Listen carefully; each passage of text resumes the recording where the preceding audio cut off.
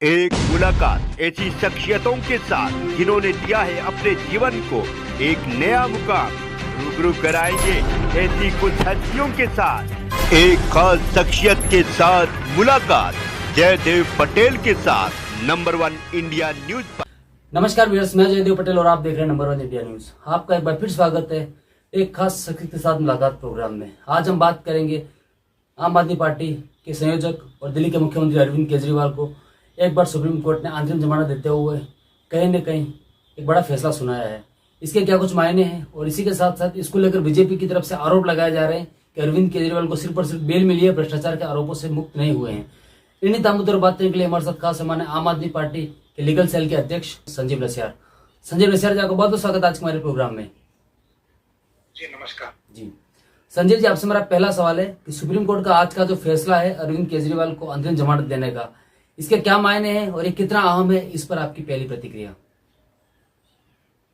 जयदेव जी, आज माननीय सर्वोच्च न्यायालय ने अरविंद केजरीवाल जी को जो अंतरिम बेल दी है, ये बहुत बड़ा राहत जो है हमारी पार्टी के लिए, हमारे नेताओं के लिए और दिल्ली की जनता के लिए और देश की वो जनता जो अरविंद केजरीवाल जी से प्यार करती है उनके लिए। और ये इसलिए है क्योंकि पीएमएलए में जनरली बेल ग्रांट होना बहुत मुश्किल माना जाता है, लेकिन जिस तरीके से हमने इस अरेस्ट को चैलेंज किया था और उसको एडमिट करते हुए सर्वोच्च न्यायालय ने एक लार्जर बेंच में भेजा है।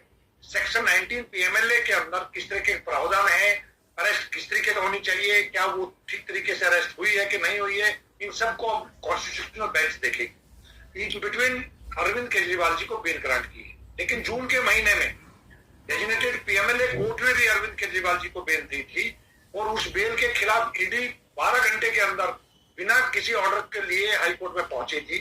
ये सब कहीं ना कहीं भारतीय जनता पार्टी का एक खेल है और भारतीय जनता पार्टी क्योंकि अरविंद केजरीवाल जी से डरती है, आम आदमी पार्टी से घबराती है और इसलिए घबराती है क्योंकि Aam Aadmi party is the only party of our country जो जाति पाति की राजनीति नहीं करती, जो धर्म की राजनीति नहीं करती है। अरविंद केजरीवाल जी एक पढ़े लिखे नेता हैं, कट्टर ईमानदारी से वो राजनीति करने आए हैं और उस ईमानदारी का सबूत सबसे बड़ा ये है कि दिल्ली की सरकार जिस तरीके से अपनी वेलफेयर स्कीम चला रही है, बच्चों को अच्छे स्कूल दे रही है, सिटीजन्स को अच्छे स्वास्थ्य सेवाएं मिले, ओला क्लिनिक अच्छे बने, अच्छे हॉस्पिटल्स बने, सस्ता इलाज मिले, उस दिशा में काम कर रही है। अच्छा पानी मिले, अच्छी बिजली, अब महिलाओं को फ्री यात्रा मिले, इतनी सारी वेलफेयर स्कीम्स के बावजूद प्रॉफिट का बजट दें, तो ये ईमानदारी का अपने आप में एक सर्टिफिकेट है। और दूसरा सर्टिफिकेट ये है कि 3 बार दिल्ली की जनता ने विधानसभा में जिताया है और अभी एमसीडी में हम लोगों को 1.5 साल पहले जिताया है। तो ये कहीं ना कहीं दिल्ली की जनता की अदालत में अरविंद केजरीवाल जी बार बार अपने आप को साबित करने में उनका प्यार इतना बढ़ चुका है दिल्ली की जनता से, उसको रोकने की एक साजिश थी भारतीय जनता पार्टी की। झूठे केस में फंसाना, ईडी के बाद सीबीआई की एंट्री करवाना, उन सब पे कहीं ना कहीं अब ताला लगेगा माननीय सर्वोच्च न्यायालय के इस फैसले के। जी संजय जी, अब कहीं ना कहीं अरविंद केजरीवाल जी को जमानत तो दी गई है अंतरिम, लेकिन इसके साथ ही अब वो जेल से बाहर नहीं आएंगे, तो इसके पीछे क्या कुछ रीजन है और इसके क्या प्रमुख कारण है? प्रमुख रीजन तो यही है कि भारतीय जनता पार्टी और नरेंद्र मोदी जी किसी भी कीमत पे अरविंद केजरीवाल जी को जेल से बाहर नहीं निकलना देना चाहते। 1.25 साल पहले अरविंद केजरीवाल जी को सीबीआई ने सम्मन भेजा था और उसमें उस सम्मन पे अरविंद केजरीवाल जी गए थे और करीब 7-8 घंटे की पूछताछ हुई थी। उसके बाद सीबीआई सो गई थी जाकर। सीबीआई का अगर कोई भी ऐसी चीज उस इन्वेस्टिगेशन के दौरान या पूछताछ के दौरान उनके पास होती तो वो अपनी कार्रवाई को आगे बढ़ाते। बाद में जब ईडी की एंट्री होती है, ईडी बार बार सम्मन भेजती रही और सम्मन पे हम लोग रिस्पॉन्ड करते रहे क्योंकि एक लीगल लड़ाई थी। और हम लोग जब हाई कोर्ट में उस सम्मन के खिलाफ चले गए, जो बात हम ईडी से पूछ रहे थे वो जब हाई कोर्ट से पूछने के लिए गए तो पेंडिंग होने के बावजूद ईडी ने रातों रात मुख्यमंत्री जी को चुनाव की घोषणा होने के बाद मुख्यमंत्री जी को अरेस्ट किया और उस अरेस्ट के खिलाफ हम लोग जब माननीय सर्वोच्च न्यायालय में गए, जिसका आज फैसला आया, ईडी की डेजिग्नेटेड कोर्ट ने बार बार ये अपने आदेश में अंकित किया है कि ईडी जो है वो 22 तरीके से काम कर रही है, वो अरविंद केजरीवाल जी को फंसाने की नीयत से काम कर रही है, जबकि एजेंसी का काम होता है उसके सामने कोई कंप्लेंट आई उस पर प्रॉपर तरीके से इन्वेस्टिगेशन करे। तो ईडी इन्वेस्टिगेशन नहीं कर रही है। ईडी को एक डायरेक्शन है उसके आकाओं की कि किसी भी कीमत पे आम आदमी पार्टी और अरविंद केजरीवाल जी को फंसाए रखना है। इन सब चीजों को देश की न्यायालय ने आज का जो फैसला है, इन सब पे कहीं ना कहीं ताला लगने का काम। जी संजय, जहां तक सीबीआई के केस की बात है, वो सीबीआई के केस में भी बेल मिलना पीएमएलए में सबसे टफ है। हम लोगों को उम्मीद है बहुत जल्दी by next week Arvind Kejriwal ji jail से बाहर होंगे। माननीय उच्च न्यायालय में ये पेंडिंग है। हमारे को उम्मीद है कि दिल्ली हाईकोर्ट जो है इसमें प्रॉपर तरीके से, सीबीआई तो 70-80% केसेस में अरेस्ट भी नहीं करती थी। अरेस्ट क्योंकि उनके आकाओं ने बोला इसलिए अरेस्ट करनी पड़ी है। उनके पास ऐसा कोई सबूत नहीं है। इन्वेस्टिगेशन 2 साल से ज्यादा चलते हुए हो गई है। 1 नए रुपए की रिकवरी नहीं साबित कर पाए हैं। कहीं पर भी कोई मनी ट्रेल एस्टेब्लिश नहीं कर पाए हैं। तो हम लोगों को उम्मीद है कि by next week Arvind Kejriwal ji CBI के केस में भी बेल लेकर बाहर आए। जी संजय जी, लेकिन बीजेपी का ये आरोप है अरविंद केजरीवाल को अंतरिम जमानत मिलने के बाद में कि ईडी और सीबीआई के पास में पर्याप्त सबूत है और 302 का जब मामला होता है उसमें भी लोगों को कहीं ना कहीं बेल मिलती है।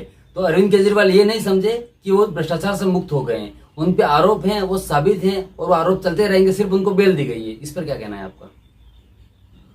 देखिए, Bharatiya Janata party total negative राजनीति कर रही है दिल्ली में।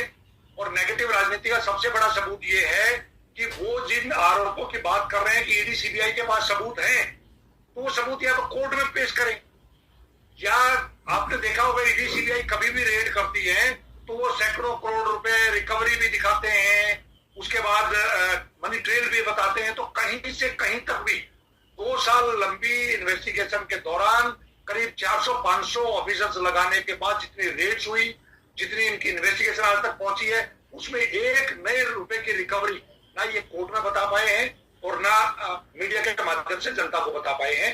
और देश के प्रधानमंत्री ने चुनाव के दौरान ये माना था कि अरविंद केजरीवाल जी क्योंकि बहुत शातिर हैं, बहुत इंटेलिजेंट हैं, इसलिए हम उनके खिलाफ कोई सबूत नहीं पेश कर पा रहे। ये देश के प्रधानमंत्री ने ऑन कैमरा माना। तो इसका मतलब ये है कि बिना सबूत के आप कैसे भी किसी को जेल में रख सकते हैं। वो चुने हुए मुख्यमंत्री हैं, 1 बार 2 बार 3 बार दिल्ली की जनता ने उनको चुना है। आज इस पे भी टिप्पणी की है माननीय सर्वोच्च न्यायालय ने, एक चुने हुए मुख्यमंत्री को आप कितने दिन अंदर रख सकते हैं। ऐसे केस में, जिस केस में अभी अरेस्ट भी होनी चाहिए कि नहीं होनी चाहिए, ये भी अभी पेंडिंग है। ये तय होना है, कॉन्स्टिट्यूशनल बेंच ने, लार्जर बेंच ने ये तय करना है कि उनकी अरेस्ट ठीक थी या नहीं थी। जी संजय जी, आपसे मेरा एक आखिरी सवाल है कि अरविंद केजरीवाल को आज जो अंतरिम जमानत सुप्रीम कोर्ट ने दी है, इसका कितना फायदा मनीष सिसोदिया के केस को होगा? क्योंकि इनके मनीष सिसोदिया का अंतरिम बेल का मामला सुप्रीम कोर्ट में चल रहा है। जयदेव जी, ये कनेक्टेड केस है। इस केस में जितने भी हमारे और बाकी नेता हैं, उन सब पे इसका असर पड़ेगा। माननीय सर्वोच्च न्यायालय बार बार इस तरह की टिप्पणियां भी कर रही है कि किसी भी इलेक्टेड आदमी को, किसी भी सिटीजन को आप बेबुनियाद तरीके से बहुत लंबे टाइम बिहाइंड द बार नहीं रख सकते। ये केस कोर्ट में बिल्कुल स्टैंड नहीं करेगा। इससे पूरी तरीके से बरी होकर आएंगे। और उस टाइम पे क्या भारतीय जनता पार्टी माफी मांगेगी? एक चुने हुए मुख्यमंत्री को इतने महीने अंदर जेल में रखना और एक उप मुख्यमंत्री को 1.5 साल से अंदर रखना, एक मंत्री कैबिनेट मिनिस्टर को 2-2 साल अंदर रखना, क्या दिल्ली की जनता और देश की जनता से भारतीय जनता पार्टी माफी मांगने के लिए तैयार है जब ये इक्विटल हो जाएगा? क्योंकि ये केस टोटल झूठ का पुलिंदा है। ये कोर्ट में स्टैंड नहीं करने वाला है। ये हमारा पहले दिन से, और हम लोग भगत सिंह जी के अनुयायी हैं। हम कहीं ना कहीं बाबा साहब अम्बेडकर की विचारधारा को आगे बढ़ाने के लिए देश की जनता की सेवा में लगे हुए हैं। इनको, हमारे को ना ये डरा सकते हैं ना झुका सकते हैं। कोर्ट की लड़ाई भी और जनता की लड़ाई भी हम पूरी तरीके से जीत कर ला रहे हैं। जी संजय जी, आपने हमारे लिए समय निकाला, उसके लिए आपका बहुत बहुत धन्यवाद। नमस्कार।